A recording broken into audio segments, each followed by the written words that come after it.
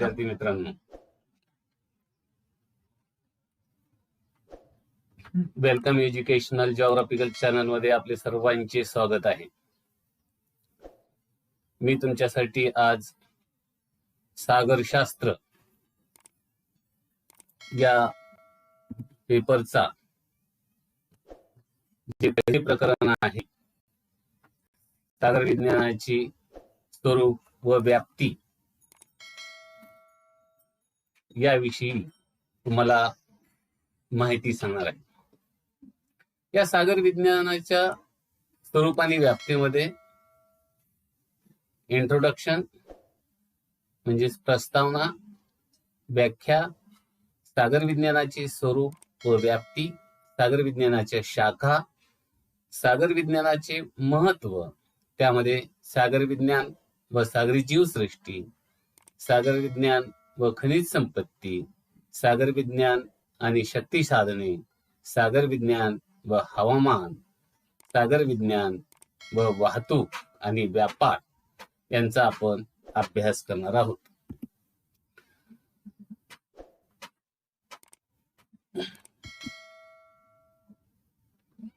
सागर विज्ञान पृथ्वीच्या एकूण पृष्ठभागापैकी जवळपास 71% भाग हा पाण्याने किंवा जलाने व्यापलेला आहे। सागर भूगोल ही प्राकृतिक भूगोलाची मूलभूत व महत्वपूर्ण शाखा आहे।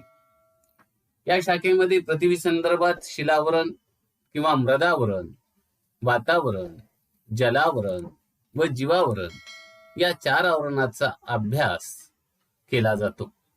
सागर विज्ञान या ज्ञान शाखेमध्ये जलावरणाचा अभ्यास शास्त्रीय पद्धतीने केला जातो। या अर्थाने सागरशास्त्राचे मूळ हे भूगोलशास्त्राच्या मृदेमध्ये असलेले आपल्याला दिसून येते। सागर विज्ञानामध्ये सागर व महासागरातील जे घटक आहेत त्यामध्ये भौतिक घटक, रासायनिक घटक आणि जैविक घटक यांचा अभ्यास केला जातो। पृथ्वीच्या एकूण पृष्ठभागाच्या सुमारे 29% भाग हा भूभागाने व्यापलेला असून 71% भाग जलव्याप्त आहे आणि या जलव्याप्त भागालाच जलावरण किंवा उदावरण असे म्हणतात। जलावरणामध्ये विविध प्रकारची महासागर, समुद्र, उपसागर, आखात, सामुद्रधुनी, खाड्या इत्यादी सागरी भागाचे मिळून हे जलावरण तयार झालेले आहे। पृथ्वीवर असणाऱ्या महासागरामध्ये पॅसिफिक महासागर, अटलांटिक महासागर, हिंदी महासागर व आर्कटिक महासागर या 4 महासागराचा समावेश होतो। या महासागरांनी एकूण जलावरणाच्या 92.30% क्षेत्र व्यापलेले आहे आणि उर्वरित जे जलावरण आहे त्यामध्ये समुद्र, उपसागर, सामुद्रधुनी, खाड्या, नद्या, सरोवरे यांनी हे क्षेत्र व्यापलेले आपल्याला दिसून येते। अशा या जलावरणाचा अभ्यास सागर विज्ञानामध्ये केला जातो। 20वे शतक हे मानवी शास्त्रीय आणि तांत्रिक प्रगती व औद्योगिक प्रगती करता महत्वपूर्ण मानले जाते। त्याचबरोबर या 20व्या शतकाच्या उत्तरार्धामध्ये जगाची वाढती लोकसंख्या, नागरीकरण, अन्नधान्याचा पुरवठा, कमी होत जाणारे खनिजे आणि शक्ती साधने, गोड्या पाण्याचा पुरवठा आणि निवास क्षेत्र या संदर्भामध्ये अनेक समस्या निर्माण झालेल्या आपल्याला दिसून येतात। पृथ्वीवर असणारे जे निवासयोग्य क्षेत्र आहे हे क्षेत्र भूभागाच्या क्षेत्रफळाच्या फक्त 33% एवढे आहे आणि या वाढत्या लोकसंख्येमुळे अन्नधान्याची जी समस्या आहे ही समस्या अतिशय बिकट बनत चाललेली आपल्याला दिसून येते। त्याचबरोबर कोळसा आहे, खनिज तेल, नैसर्गिक वायू यासारख्या क्षय शक्ती साधनांचा सुद्धा या ठिकाणी ऱ्हास होत असलेला आपल्याला दिसून येतो। त्याचबरोबर लोह आहे, मॅग्नीज आहे, सोने आहे, तांबे आहे इत्यादी धातुमय क्षय संसाधने नजीकच्या काळामध्ये संपुष्टात येण्याची शक्यता निर्माण झालेली आहे आणि जगातील अनेक देशांमधून पिण्याच्या पाण्याची समस्या ही निर्माण होत चाललेली आपल्याला दिसून येते। अशा या समस्याच्या निराकरणासाठी जगातील अनेक अभ्यासक व शास्त्रज्ञ सागर शास्त्राच्या अभ्यासाला महत्व देत आहेत. कारण सागर विज्ञानाच्या अभ्यासामधून या सागरामधून अन्न, पाणी, खनिजे व शक्ती साधने इत्यादी गोष्टी प्राप्त करण्यासाठी उपयुक्त अशा प्रकारची साधन संपत्ती आणि अभ्यास ठरणार आहे. तसेच हा अभ्यास सागरी वाहतूक, व्यापार, संदेशवहन व निवास क्षेत्राचा विस्तार, त्याचबरोबर देशाचे संरक्षण, हवामान इत्यादी घटकाच्या संदर्भाने सुद्धा फायदेशीर ठरणार आहे. त्यामुळे 21वे शतक हे केवळ माहिती आणि तंत्रज्ञानाचे शतक न राहता सागर विज्ञानाच्या अभ्यासाचे आणि उपयोजनाचे सुद्धा शतक राहणार आहे. या सागर शास्त्राच्या किंवा सागर विज्ञानाच्या अनेक व्याख्या करण्यात आलेल्या आहेत. या व्याख्येच्या माध्यमातून आपल्याला सागर शास्त्रामध्ये कोणता अभ्यास केला जातो, त्याचे स्वरूप कशा प्रकारचे आहे आणि व्याप्ती कशा प्रकारची आहे हे स्पष्ट होते. पहिली जी व्याख्या आहे, सागर विज्ञान म्हणजे सागराचा शास्त्रीय दृष्टिकोनातून केला जाणारा अभ्यास होय. दुसऱ्या व्याख्यामध्ये सागरासंबंधित घटकांचा सर्व शास्त्राचा उपयोग करून केला जाणारा अभ्यास म्हणजे सागर विज्ञान होय. त्यानंतरच्या व्याख्यामध्ये सागर जलाचे स्वरूप, त्यांच्या हालचाली, तापमान, खोली, क्षारता, सागर तळ रचना, सागरामधील वनस्पती व प्राणी, सागरी निक्षेप, सागरी संसाधने इत्यादी घटकांचा अभ्यास करणारे शास्त्र म्हणजे सागर विज्ञान होय. अशा प्रकारची ही तिसरी जी व्याख्या आहे, ही तिसरी व्याख्या सर्वसमावेशक आणि सर्व व्यापक अशा प्रकारची असलेली आपल्याला दिसून येते. तर चौथ्या व्याख्येमध्ये सागर तळाची रचना, सागर जलाचे गुणधर्म, त्यांच्या हालचाली, सागरातील जीवसृष्टी व खनिजे या सर्वांचा एकत्रित अभ्यास म्हणजे सागर विज्ञान होय. अशा प्रकारची व्याख्या ही या ठिकाणी करण्यात येते. तर पाचव्या व्याख्यामध्ये सागराच्या भौतिक, रासायनिक, जैविक, वातावरणीय, भूशास्त्रीय, अभियांत्रिकी व सागरी धोरणाच्या संदर्भाने केला जाणाऱ्या शास्त्रीय अभ्यासास सागर विज्ञान असे म्हणतात. म्हणजेच या सागर विज्ञानामध्ये सागर जलाशी संबंधित जे काही घटक आहेत, वनस्पती असतील, प्राणी असतील किंवा राजकीय घटक असतील, राजकीय धोरण असतील, खनिज संपत्ती असेल, निक्षेप असेल, तर या सर्वच घटकांचा अभ्यास या सागर विज्ञानामध्ये केला जात असलेला आपल्याला दिसून येतो. तर या सागर विज्ञानाचे स्वरूप व व्याप्ती कशा प्रकारची आहे हे पाहणेही आवश्यक आहे. कारण सागर विज्ञानाच्या ज्या वर दिलेल्या व्याख्या आहेत, या व्याख्येवरून या शास्त्राचा अर्थ, स्वरूप आणि व्याप्ती स्पष्ट होण्यास मदत होते. या शास्त्राच्या अभ्यासाचे मूळ जे आहे हे ग्रीक आणि रोमन विचारवंतांच्या विचारधारेमध्ये व कार्यामध्ये आढळून येते. परंतु या शास्त्राचा खऱ्या अर्थाने प्रगतीचा ज्यावेळेस आपण विचार करतो, त्यावेळेस मात्र अंधकार युगानंतर खऱ्या अर्थाने या सागर विज्ञानाचा सखोल अभ्यासास सुरुवात झालेली आपल्याला दिसून येते. 15व्या शतकानंतर अनेक धाडसी खलाशांनी विविध प्रकारच्या समुद्र सफरी किंवा प्रवास केलेले आहेत आणि या प्रवासाच्या माध्यमातून अनेक माहिती, सागरासंबंधीची माहिती त्यांनी गोळा केलेली आहे. ही विविध प्रकारची माहिती प्राप्त झाल्यानंतर आणि ही माहिती प्राप्त करण्यासाठी Christopher Columbus, Vasco da Gama, Magellan, Captain James Cook इत्यादी सागर प्रवाशांनी आणि खलाशांनी यामध्ये खूप मोठ्या प्रमाणामध्ये भर घातलेली आहे. आणि त्याचबरोबर सागराच्या भागाची माहिती आणि नवीन भूखंड आणि बेटाची शोध त्यांनी लावलेली आहे.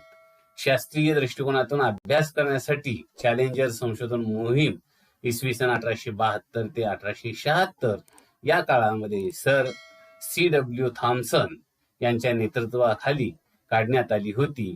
आणि या मोहिमेमध्ये अतिशय महत्वपूर्ण अशा प्रकारची माहिती गोळा करण्यात आली. या मोहिमेमध्ये 243 खलाशी, 6 तज्ज्ञ व्यक्ती या मोहिमेमध्ये सहभागी झालेले होते. आणि या मोहिमेअंतर्गत 1,27,000 किलोमीटर लांबीचा प्रवास या चॅलेंजर जहाजाने केला होता. 362 सागरी स्थानाची हवा सागरी हालचाली, सागरी तापमान, सागरी जीवसृष्टी यांच्या नोंदी घेण्यात आलेल्या होत्या. आणि या मोहिमेचा जो अहवाल आहे तो अहवाल जवळपास 29,500 पानांचा असून त्याची 50 खंड तयार करण्यात आले. आणि हा अहवाल तयार करण्यासाठी जवळपास 23 वर्ष लागली होती. या संशोधन मोहिमेमुळे मानवाला सागराविषयी किती अल्पज्ञान आहे हेही माहिती झाले होते. चॅलेंजर या शास्त्रीय संशोधन मोहिमेनंतर सागराचा अभ्यास करण्यासाठी अनेक संशोधन मोहिमा हाती घेण्यात आलेल्या आहेत. यामध्ये जर्मनी, रशिया, ऑस्ट्रिया आणि नॉर्वे या राष्ट्रांचा समावेश होतो. 20व्या शतकातील मेंटिऑर संशोधन मोहीम ही महत्वपूर्ण मोहीम मानली जाते. आणि या मोहिमेमध्ये प्रथमच इलेक्ट्रॉनिक प्रतिध्वनीदायक यंत्राचा उपयोग करण्यात आला होता. आणि या यंत्राच्या साहाय्याने सागराच्या तळभागाची खोली मोजण्यात आली होती. दुसऱ्या महायुद्धानंतर सागरी साधन संपत्तीच्या अभ्यासासाठी अनेक राष्ट्रांनी सागर विज्ञान संस्था स्थापन केलेल्या आहेत. आणि सागरी संशोधनामध्ये Challenger, Tuscarora, Meteor, Discovery 1, Discovery 2, Albatross, Glomar, Challenger इत्यादी जहाजे, तर सर जॉन मरे, नान्सन, अँडरसन, पीटरसन इत्यादी शास्त्रज्ञांनी कार्य केलेले आहे. 1970 चे दशक हे आंतरराष्ट्रीय सागर संशोधन दशक म्हणून ओळखले जाते. भारतामध्ये 1 जानेवारी 1966 रोजी राष्ट्रीय सागर विज्ञान संस्था स्थापन करण्यात आली. या संस्थेचे मुख्य कार्यालय दिल्ली या ठिकाणी होते. आणि सध्या हे कार्यालय पणजी या ठिकाणी म्हणजे गोवा राज्यामध्ये कार्यरत आहे. भारत देशाने युनेस्कोच्या माध्यमातून 1962 ते 1965 या कालावधीमध्ये हिंदी महासागराच्या सर्वेक्षण मोहिमेमध्ये भाग घेतला होता. तसेच अंटार्क्टिका शोध मोहिमेत भारतीय शास्त्रज्ञांनी भाग घेतला होता. अद्यापही सागराविषयीचे पर्याप्त ज्ञान जगातील कोणत्याही देशाला प्राप्त झालेले आपल्याला दिसून येत नाही. सागर विज्ञान या शास्त्राच्या विकासात वर उल्लेख केलेल्या खलाशांच्या सागरी प्रवास व संशोधन मोहिमा या पायाभूत ठरलेल्या आपल्याला दिसून येतात. म्हणूनच सागर विज्ञान या ज्ञानशाखेचा स्वतंत्र अभ्यास दुसऱ्या महायुद्धानंतर सुरू झालेला आढळतो. या शास्त्राचे स्वरूप हे आंतरविद्या शाखीय आहे. या शास्त्राचा अभ्यास विषय यामध्ये सागर व महासागराची तळरचना, सागर जलाचे तापमान, सागरी क्षारता, सागर जलाची खोली, सागर जलाच्या हालचाली, सागरी लाटा, सागरी प्रवाह व भरती ओहोटी, सागरामध्ये असणारी जीवसृष्टी, सागरी निक्षेप म्हणजेच गाळ, सागरी वातावरण, सागरी धोरण या सर्व घटकांचा समावेश सागर शास्त्राच्या अभ्यासामध्ये होत असतो. या सर्व घटकांचा अभ्यास करण्यासाठी व त्याचे परिपूर्ण आकलन होण्यासाठी पदार्थ विज्ञान, रसायनशास्त्र, वनस्पतीशास्त्र, प्राणीशास्त्र, भूगोलशास्त्र, भूगर्भशास्त्र, वातावरणशास्त्र इत्यादी अनेक शास्त्रांचा उपयोग करून घ्यावा लागतो. म्हणूनच सागर विज्ञान हे शास्त्र आंतरविद्याशाखीय शास्त्र म्हणून ओळखले जाते. सागर विज्ञान या शास्त्राचे स्वरूप मानवाच्या शास्त्रीय आणि तांत्रिक प्रगतीबरोबरच बदलत चाललेले आहे. शास्त्रीय व तांत्रिक प्रगतीमुळे काळाच्या ओघात इतर ज्ञानशाखेत बदल होतात आणि त्या बदलाचा परिणाम सागर विज्ञान या ज्ञानशाखेवरही होतो. कारण या ज्ञानशाखेत इतर शास्त्राने प्राप्त केलेल्या ज्ञानाचे उपयोजन असते आणि त्यामुळे सागर विज्ञान या शास्त्राचे स्वरूप हे गतिशील स्वरूपाचे असलेले आपल्याला दिसून येते. या सागर विज्ञानाच्या शाखा, सागर विज्ञानाच्या खालील प्रमुख शाखा पडतात. प्राकृतिक सागर विज्ञान. या प्राकृतिक सागर विज्ञानामध्ये प्राकृतिक घटकाचा अभ्यास केला जातो. त्यामध्ये खंडांत उतार, तळरचना, त्या ठिकाणचे खडक,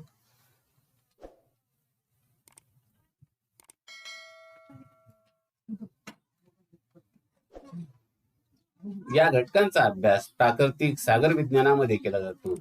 तर रासायनिक सागर विज्ञानामध्ये पाण्यामध्ये असणारे जे विविध प्रकारचे क्षार आहेत, जे रासायनिक घटक आहेत, या रासायनिक घटकांचा अभ्यास या रासायनिक सागर विज्ञानामध्ये केला जातो. तर भूगर्भीय शास्त्रीय सागर विज्ञानामध्ये सागर तळाची रचना, सागर तळाची खोली, सागरामध्ये असणारे विविध प्रकारचे रासायनिक संघटन, खनिजे, खनिज तेल यांचा अभ्यास भूगर्भशास्त्रीय सागर विज्ञानामध्ये केला जातो. तर जैविक सागर विज्ञानामध्ये सागरामध्ये असणारे जे जीवजंतू आहेत, प्राणी आहेत, वनस्पती आहेत, यांचा अभ्यास जैविक सागर विज्ञानामध्ये केला जातो. मित्रांनो, तुम्हाला माझा हा व्हिडिओ अभ्यासात्मक दृष्टिकोनातून आवडल्यास सबस्क्राईब करा, बेल वर क्लिक करा आणि काही घटक तुम्हाला समजले नसल्यास कॉमेंट बॉक्स मध्ये कॉमेंट करा. प्रत्येक ज्ञानशाखा ही इतर ज्ञानशाखाशी संबंधित असते. सागर विज्ञान ही ज्ञानशाखा सुद्धा इतर अनेक नैसर्गिक ज्ञानशाखाशी व सामाजिक शास्त्राशी संबंधित आहे. म्हणजेच पदार्थ विज्ञान, रसायनशास्त्र, वनस्पतीशास्त्र, प्राणीशास्त्र, भूगर्भशास्त्र इत्यादी नैसर्गिक शास्त्राशी व अर्थशास्त्र, समाजशास्त्र, राज्यशास्त्र, इतिहास, भूगोल इत्यादी सामाजिक शास्त्राशी सागर विज्ञान हे शास्त्र संबंधित असलेले दिसून येते. या वेगवेगळ्या शास्त्राशी सागर विज्ञानाचा असणारा जो संबंध आहे, हा संबंध परस्पर पूरक असलेला आपल्याला दिसून येतो.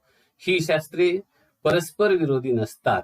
त्यामुळे कोणत्याही ज्ञानशास्त्राचा विकास हा परस्पर संबंधाच्या विकासावर अवलंबून असतो. पृथ्वीचे समग्र आकलन होण्यासाठी आंतरविद्याशाखीय दृष्टिकोन किंवा पद्धत आवश्यक असते. या सागर विज्ञानाचे महत्व जर आपण पाहिले तर मानवी जीवनाच्या दृष्टिकोनातून किंवा एकूणच संपूर्ण भूभागाच्या दृष्टिकोनातून सागर विज्ञानाचे महत्व हे अतिशय महत्वपूर्ण असलेले आपल्याला दिसून येते. पृथ्वीच्या एकूण क्षेत्रफळाच्या सुमारे 71% भाग हा महासागराने म्हणजेच पाण्याने व्यापलेला आहे. मानव पूर्वीपासूनच सागरातील विविध संपत्तीचा उपभोग घेत आलेला आहे. जसजशी शास्त्रीय आणि तांत्रिक प्रगती होत आहे तसतसे सागर व महासागराचे स्वरूप व त्यामधील साधन संपत्ती याविषयी मानवाला मोठ्या प्रमाणावर माहिती मिळत चाललेली आहे. सागर विज्ञानाच्या प्रगतीमुळे सागर तळाचे स्वरूप, सागराची निर्मिती, सागर जलाच्या हालचाली, सागर जलाचे रासायनिक गुणधर्म, सागरातील साधन संपत्ती, सागरामधील जीवसृष्टी, सागरी ऊर्जा इत्यादी अनेक घटकांच्या संदर्भाने जी महत्वपूर्ण माहिती उपलब्ध होत आहे, त्या माहितीचा उपयोग मानवाच्या सागरासंबंधित व्यवसायाच्या विकासासाठी करून घेण्यात येत आहे. सागरापासून प्रत्यक्ष व अप्रत्यक्ष फायदे मानवाला होत असतात. सागर विज्ञानाच्या अभ्यासाचे महत्व, उपयुक्तता हे खालील घटकाच्या आधारे आपल्याला स्पष्ट करता येते. सागर विज्ञान व सागरी जीवसृष्टी. सागरी जीवसृष्टी या सागर विज्ञानाच्या शाखेत सागरातील जीवसृष्टीचा अभ्यास केला जातो. सागरामध्ये अनेक सूक्ष्म जीव, वनस्पती व प्राणी यांचा मोठ्या प्रमाणामध्ये साठा आहे. मानवाकडे ज्यावेळी फारसे शास्त्रीय व तांत्रिक ज्ञान नव्हते त्या काळात त्याने मासेमारीच्या व्यवसायातून सागरी जीवसृष्टीचा उपयोग केलेला आहे. सद्य परिस्थितीत जगाच्या वाढत्या लोकसंख्येमुळे अन्न पुरवठ्याची समस्या तीव्र होत चाललेली आहे. तसेच जगातील सुमारे 50% लोकांच्या आहारात प्रोटीनचे प्रमाण कमी आढळते. या समस्या सोडवण्यासाठी जगातील अनेक देश मासेमारीचा व्यवसाय करत आहेत. सागरातील जलचर वनस्पती व प्राण्याचा उपयोग जसा अन्न म्हणून केला जातो तसेच विविध प्रकारची औषधे तयार करण्यासाठी सुद्धा त्याचा उपयोग होतो. या संदर्भाने चालणाऱ्या मानवी व्यवसायात जास्तीत जास्त होण्याच्या दृष्टीने सागर विज्ञानाचा अभ्यास हा उपयुक्त असलेला आपल्याला दिसून येतो. दुसरे जे महत्व आहे ते म्हणजे सागर विज्ञान आणि खनिज संपत्ती. रासायनिक सागर विज्ञान व भूगर्भशास्त्रीय सागर विज्ञान या सागर विज्ञानाच्या शाखेत खनिज संपत्ती विषयी अभ्यास केला जातो. सागर व महासागर हे खनिज संपत्तीचे भंडारे आहेत. धातू व अधातुयुक्त खनिजांचा प्रचंड साठा सागर व महासागरात आढळतो. यामध्ये सागरातील पाण्यात द्रावणाच्या स्वरूपामध्ये sodium chloride, magnesium, boron, bromine, sodium, calcium, potassium इत्यादी क्षार आढळतात.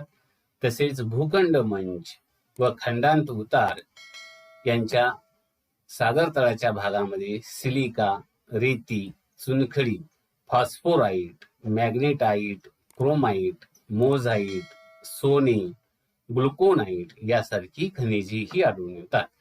खोल समुद्रात सागरी तळभागावरील धातुयुक्त चिखलामध्ये तांबे, निकेल, कोबाल्ट, लोह यासारखी खनिजे सापडतात. आजच्या शास्त्रीय व तांत्रिक ज्ञानाच्या आधारे खोल समुद्रामधील खनिज साधन संपत्तीचे उत्पादन करणे शक्य झालेले नाही, पण भविष्यात वाढत्या शास्त्रीय व तांत्रिक ज्ञानामुळे उत्पादन घेणे शक्य होईल. महासागरामधून प्राप्त होणाऱ्या खनिजांचे उत्पादन वाढविण्यासाठी सागर विज्ञान या अभ्यासाचा उपयोग होत असतो. तिसरा जो घटक आहे तो म्हणजे सागर विज्ञान आणि शक्ती साधने. सागर आणि महासागराच्या भूखंड मंच व खंडांत उतार या ठिकाणी असणाऱ्या स्तरित खडकात वनस्पती व प्राणी यांच्या अवशेषावर उष्णता व दाब याचा परिणाम होऊन कोळसा, खनिज तेल, नैसर्गिक वायू इत्यादी शक्ती साधने निर्माण झालेली आहेत. सागर विज्ञानाच्या अभ्यासामुळे या शक्ती साधनाच्या साठ्याचा शोध घेणे शक्य झालेले आहे. तसेच या अभ्यासामुळे नवनवीन क्षेत्राचा शोध लागत आहे. खंडावरील कोळसा, खनिज तेल, नैसर्गिक वायू यासारख्या ऱ्हास होणाऱ्या शक्ती साधनाचा साठा नजीकच्या काळामध्ये संपुष्टात येण्याची शक्यता निर्माण झालेली आहे. त्यामुळे जगातील अनेक देशांनी सागरी क्षेत्राकडे आपले लक्ष केंद्रित केलेले आहे. सद्य परिस्थितीत प्रामुख्याने खनिज तेल व नैसर्गिक वायूचे उत्पादन घेतले जात आहे. नवीन नवीन शास्त्राचा शोध घेण्यासाठी व जास्तीत जास्त उत्पादन मिळवण्यासाठी सागर ज्ञान या संदर्भाने महत्वपूर्ण ठरत आहे. वरील पारंपरिक ऊर्जा साधनाशिवाय भरती ओहोटी ऊर्जा, सागर ऊर्जा व तापमानामध्ये भिन्नतेच्या आधारे निर्माण होणारी औष्णिक ऊर्जा प्राप्त करण्याचे प्रयत्न अनेक देशांमधून चालू आहेत. परंतु आज ही अपारंपरिक ऊर्जा निर्मितीचा विकास झालेला आपल्याला दिसून येत नाही. मात्र भविष्य काळात सागर विज्ञानाच्या प्रगतीमुळे हे शक्य होणार आहे. चौथं जे महत्व आहे ते म्हणजे सागर विज्ञान आणि हवामान. सागरी वातावरण शास्त्र हा सागर विज्ञानाच्या शाखेत महासागर व हवामान यांच्या परस्पर संबंधाचा अभ्यासाच्या दृष्टीने महत्वाचा आहे. हवामान व मानवी जीवन यांचा अतिशय निकटचा संबंध आहे. सागरी सानिध्य, सागरी प्रवाह, सागरावरून वाहणारे वारे, सागर व सागर पृष्ठावरील वातावरण यांच्यामध्ये होणाऱ्या हालचाली इत्यादी घटकांचा परिणाम भूखंडावरील प्रदेशाच्या हवामानावर होत असतो. सागरी पृष्ठभाग ही बाष्प निर्मितीचा प्रभावी स्रोत आहे आणि याचा परिणाम पर्जन्यावर म्हणजेच पावसावर होत असतो. सागरी भागात वादळाची निर्मिती होत असते आणि या वादळाचा परिणाम